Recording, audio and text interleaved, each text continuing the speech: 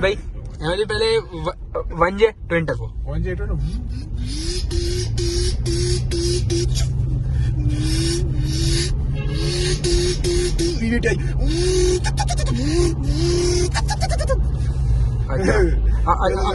अब GTR straight pipe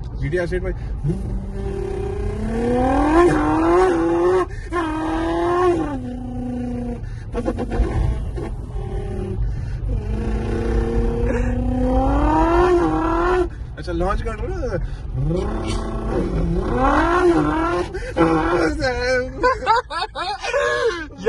यार कोई 4 सिलेंडर कोई बैंगर या V8 यार बैंगर भी V8 तो खैर नहीं, मगर आप ब्लैक टॉप देखा है हमने सॉरी वो पेशावर की रोड है ना, पेशावर की रोड नहीं बल्कि सॉरी रियान भाई वो K20 यार। अच्छा K20 हो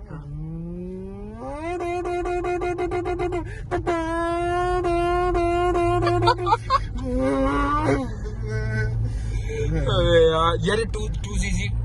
2cc नहीं, आपको आप जानते होंगे हमारे जो भाई हैं इस्लाम वालों की जो सुपरा है ना सिंगल टर्बो वाली